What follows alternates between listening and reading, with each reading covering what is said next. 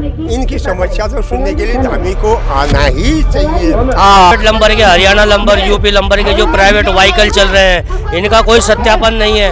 कहीं ना कहीं अपराधों में ये लोग लिप्त हैं। आज हम भुखमरी की कगार में ऑटो चालक खड़ा है। अभी लगभग 14 दिन के अंदर में देहरादून में 4 मर्डर हो चुके हैं। और साफ चेतावनी देना चाहता हूँ, तो 2027 में चुनाव बहिष्कार की हम घोषणा करते हैं। तो आज फिर एक और नया दिन देहरादून के लिए, और आज सुबह हम देख रहे हैं यहाँ पे प्रोटेस्ट जा रहा है, और देखते हैं, बात करते हैं कि यहाँ क्या हो रहा है और जानते हैं लोग क्यों इस नारे को निकाल रहे हैं, क्या इनका मोटिव है। हमने काफ़ी देखा यहाँ पे अंकिता भंडारी के भी पोस्टर्स लेके खड़े हैं लोग। तो आइए चलिए बात करते हैं कुछ लोगों से। सर, यहाँ पे हम देख रहे हैं नारी शक्ति से लेके अंकिता भंडारी, हर चीज़ के लिए इन्होंने बैनर्स पकड़े आप लोगों ने। आप लोगों का मोटिव क्या है कि ये एक पर्टिकुलर चीज़ की तरफ मुझे नहीं लग रहा है, किस तरफ आपका फोकस है, क्या क्या आप कवर करना चाह रहे हो, अपने क्या क्या मुद्दे आप अपने रखना चाहते हो सरकार के आगे? नमस्कार, मेरा नाम हिमांशु चौहान है। मैं CITU से बिलोंग करता हूँ, central of India trade unions.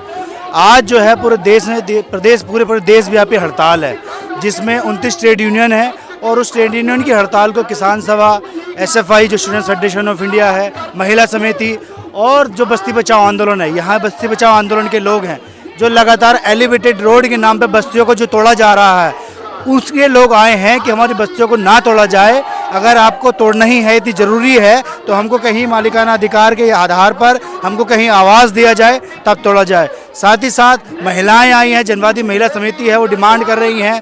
अभी लगभग 14 दिन के अंदर में देहरादून में 4 मर्डर हो चुके हैं। तो ये जो कानून व्यवस्था है उसमें बड़ा प्रश्न खड़ा होता है, जिसमें महिलाओं पर भी बड़ा उत्पीड़न हो रहा है, किसी बच्ची को किडनैप करने का प्रयास किया जा रहा है।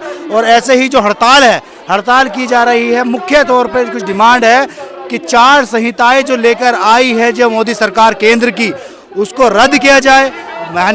मेहनत करने वाले लोग हैं, मजदूर जो लोग हैं, उनको उनके अधिकार के आधार पर ना तो पैसा मिलने वाला है, ना ही अधिकार के हिसाब से वो हड़ताल कर सकते हैं, ना ही यूनियन बना सकते हैं। ऐसी तमाम डिमांड को लेकर के ये आज प्रदर्शन पूरे देश में हो रहा है, और इस प्रदेश के अंदर, इस प्रदेश की राजधानी में भी ये कार्यक्रम हो रहा है।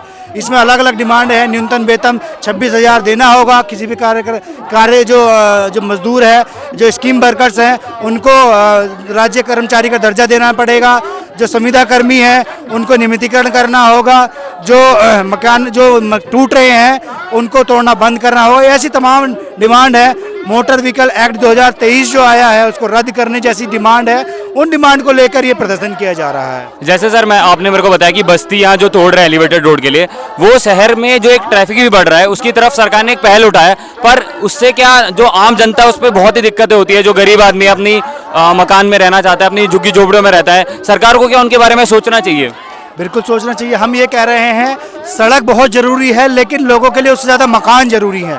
हम कह रहे हैं जाम है, जाम के लिए निस्तारण किया जाए, लेकिन ऐसी योजना ना लाई जाए कि लोगों के मकान उजाड़ के आप रोड बना दिया जाए, और जो मकान में रहने वाले लोग हैं वो सड़क पे आ जाएं, जो खुदकुशी करने में मजबूर हो जाएं। आप ऐसी नीतियाँ लाइए। अगर उनको मकान को उजाड़ना इतना ज़रूरी है तो उनको विस्थापित कीजिए, दूसरी जगह उनको रहने की जगह दीजिए, तब उनके मकानों को तोड़ने का काम किया जाए। ठीक है सर, थैंक यू। सर, आप यहाँ पे किस मुद्दे के लिए आए हैं?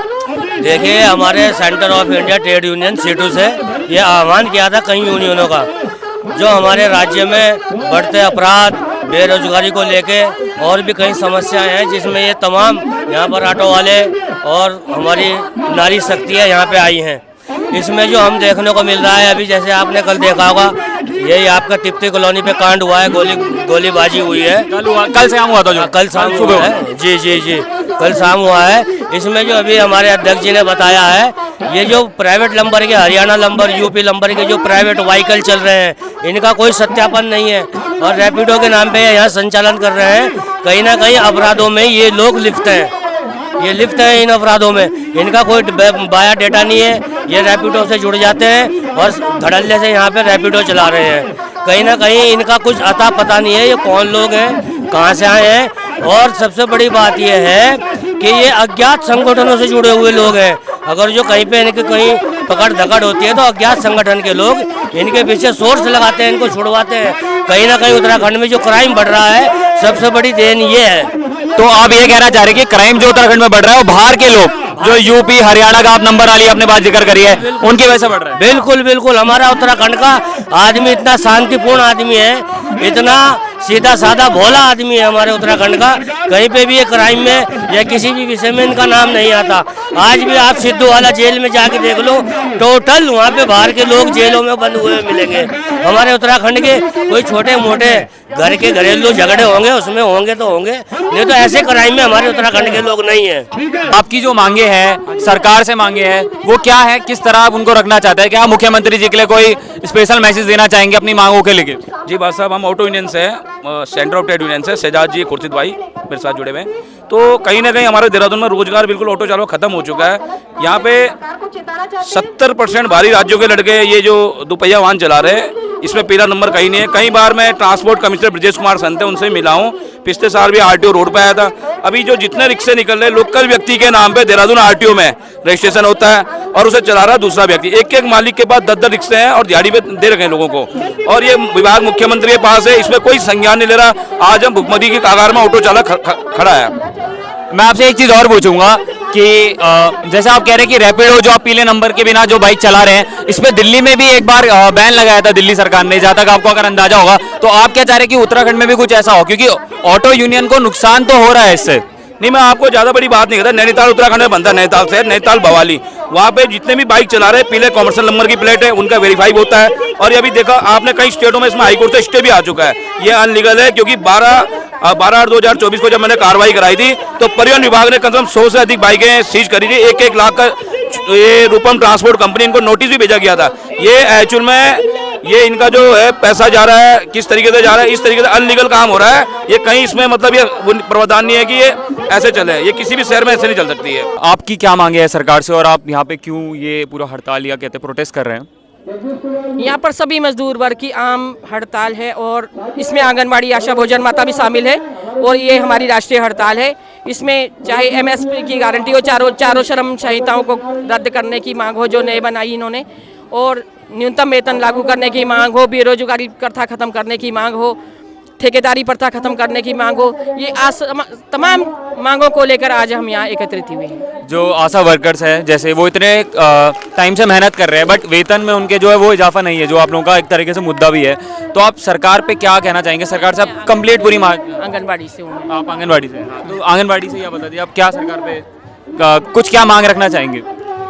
ये सरकार को चाहिए कि न्यूनतम वेतन लागू करे और जो सुप्रीम कोर्ट के भी आदेश हैं, इसको लेके हम लोग सुप्रीम कोर्ट गए थे, गुजरात हाई कोर्ट गए, तो वहाँ से 24,000 रुपये मानदेय गुजरात हाई कोर्ट ने आंगनबाड़ी का तय किया है। गुजरात हाई कोर्ट ने 24,000 हम अपने संगठन CI2 से जीत कर आए हैं और हम ग्रेजुएटी का 1972 की ग्रेजुएटी के हकदार हुए हैं, सुप्रीम कोर्ट गए हैं और वहाँ से हम ग्रेजुएटी का केस भी जीत कर आए हैं। तो हमारी उत्तराखंड सरकार को चाहिए कि ग्रेजुएटी का हक लागू करे और गुजरात की तर्ज पे हमको 24,000 रुपये मानदेय यहाँ लागू करे। पिछले सितंबर के महीने में जो बाढ़ आई थी उत्तराखंड में, जिसमें काफी बस्तियों को भी नुकसान हुआ था, जो रिस्पना का पानी आ गया था, उसके लिए बजट तो आया है पर काम नहीं किया है सरकार ने बिल्कुल भी। जैसे बहुत लोग कहते हैं कि काम नहीं हुआ, बजट तो आता है हर बार, काम हुआ नहीं है बस्तियों के लिए। और ऊपर से अब तो बस्तियां तोड़ने के लिए कह रहे हैं एलिवेटेड रोड के लिए, जो हायर क्लास या अपर क्लास, जो अमीर वर्ग को मदद करेगा। क्या गरीबों के लिए कुछ सोच नहीं रही है क्या सरकार? हम लोग बस्ती बचाओ आंदोलन के माध्यम से पिछले 1 साल से लगातार संघर्ष कर रहे हैं और हम लोगों ने पहले सर्वप्रथम एलिवेटेड रोड का विरोध किया। हम लोग हाई कोर्ट में भी हमारी रिट दायर की गई है। उसके बाद बाढ़ आई, बाढ़ के मुद्दे पर हमने बड़े शिद्दत के साथ संघर्ष किया और तमाम चीज़ें धन स्वीकृत हुआ, किंतु बंदर बांट हुई। जो भारतीय जनता पार्टी के विधायक, पार्षद आदि हैं, उन लोगों ने बंदर बांट की, उन लोगों को मुआवजा दिया जो लोग उनके निजी लोग थे। आज भी 1000 एप्लीकेशन हमारे पास पेंडिंग में पड़ी हुई है, जिनको मुआवजा 1 पैसा भी नहीं मिला और उनसे प्रूफ मांगा जा रहा है। और भारतीय जनता पार्टी के जो नेतागण हैं, जो छुटभैया नेता हैं, उन्हें बिना पूछे विधायकों ने चेक काट के दिए और हम एलिवेटेड रोड के मुद्दे पर आज विरोध करने आए हैं, निरस्त करने की मांग करने आए हैं और लगभग 1.5 लाख हस्ताक्षर हम लोग मुख्य सचिव को देंगे और कल मुख्य सचिव से बातचीत भी होगी। मैं आपसे एक चीज और पूछना चाहता हूँ कि वोट मांगने के टाइम तो आपको गरीब याद आते हैं, बस्ती वाले याद आते हैं कि वोट लेना है, तब तो वहाँ पे नेता आते हैं हाथ जोड़ के, उन्हें ये हालात नहीं दिखते बस्ती के उस टाइम पे। असली जब निकाय चुनाव हुए थे तब मुख्यमंत्री ने घोषणा की थी कि हम बस्तियों को मालिकाना हक देंगे, कोई भी बस्ती नहीं उजड़ेगी। जैसे ही उनने चुनाव जीता, जैसे ही बरगला के चुनाव जीता, और उसके बाद उनने 20 दिन बाद एलिवेटेड रोड की घोषणा की, और सारी मतलब एलिवेटेड रोड की घोषणा की, और उसका हम लगातार विरोध कर रहे हैं। दरअसल ये झांसा देते हैं, ये मालिकाना हक के नाम पर, गरीबी हटाओ के नाम पर, हिंदुत्व के नाम पर, तमाम मुद्दों के नाम पर ये झांसा देते हैं और जनता को बेवकूफ़ बना रहे हैं। जनता को खुद समझना होगा कि उनके अधिकारों की रक्षा कौन कर रहा है, और उनके अभी जमीनें चूड़ी पहने, ठीक है, चूड़ी पहने के अभी प्रशासन को किनारे करके इनकी बातें सुननी चाहिए, अपनी समस्या अपने दिल से दामिने कुछ न कुछ इन बहनों को, अपनी माँ को, अपनी बहन को, अपनी बेटियों को कुछ समस्या सुनानी चाहिए कि नहीं सुनानी चाहिए। आप अपने दिल मीडिया वाले हो, आपका मैं धन्यवाद करता हूँ, आपका मैं शुक्रिया हूँ। तो इनको अभी उन्हें मिलना चाहिए कि नहीं मिलना चाहिए, है ये मेरी निवेदन है, आप उन तक ये समस्या पहुंचे। सर हम जैसे देख रहे हैं, अंकिता के लिए नारे लग रहे हैं, बस्ती के लिए नारे लग रहे हैं, ट्रेड यूनियन के लिए नारे लग रहे हैं, तो ये क्या सरकार पे दबाव बनाया जाएगा कि उनके जो फैसले उसे वापस लिया जाए? देखिए सबसे पहले आपका धन्यवाद, आप हम लोगों को मांगे को सुनने आए। सबसे पहले जो अंकिता का मामला था, देखिए उत्तराखंड के अंदर लगातार ये कल 5वीं घटना घटी है। तिब्बती मार्केट देख सकते हैं किस तरह आम जो है गोली चली है, और लोगों को इतना भय हो गया है कि सड़क चलते हुए कहीं हमें गोली लग जाए।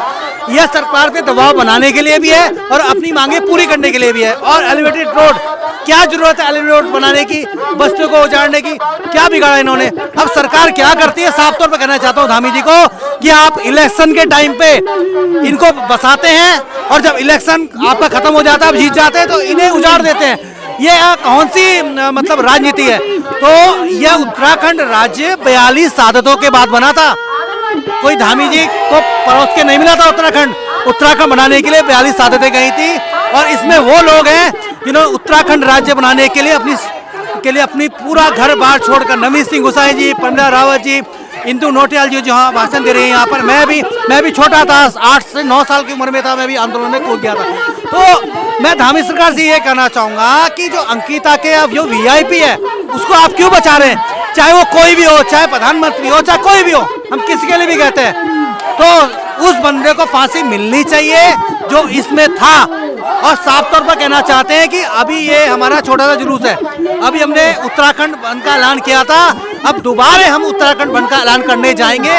उत्तराखंड आंदोलनकारी संयुक्त परिषद है और तमाम संगठन यहाँ पर पहुंचे हैं, हीरा सिंह मिश्र जी भी पहुंचे हैं जो कांग्रेसी विपक्षी हैं। तो इसमें राजनीति नहीं है, इसमें कोई भी पार्टी आ सकती है समर्थन देने, पर जनता के हित में कार्य होना चाहिए।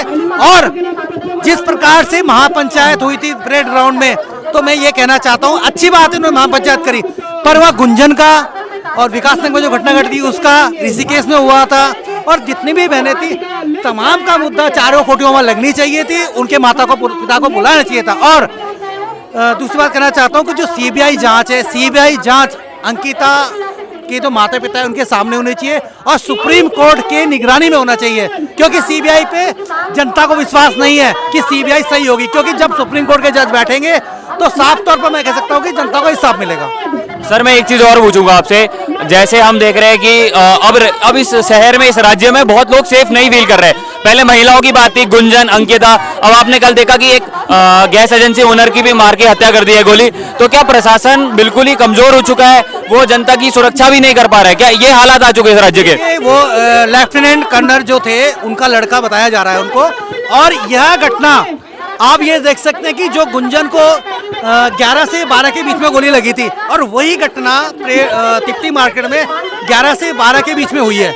आप देख सकते हैं, वो टाइम देख सकते हैं आप, और सरेआम वो गोली मार के जा रहा है, पब्लिक तमाशा देख रही। पब्लिक को रोकना चाहिए था, उसे पकड़ना चाहिए था। तो ये बहुत बड़ी निंदनीय है। जो मच्छी बाजार में भी घटना घटी थी उसमें भी पब्लिक मौजूद थी, उसको अगर पकड़ लेती तो मुझे नहीं लगता कि गुंजन की हत्या होती, क्योंकि उसमें मैं ये कहता हूँ कि कहीं भी क्राइम हो रहा है, चाहे बलात्कार का केस हो रहा है, चोरी का केस हो रहा है, सभी पब्लिक को साथ देना। पब्लिक पल्ला झाड़ लेती है, पब्लिक कहती है हम क्यों पड़े दूसरे के लफड़े में।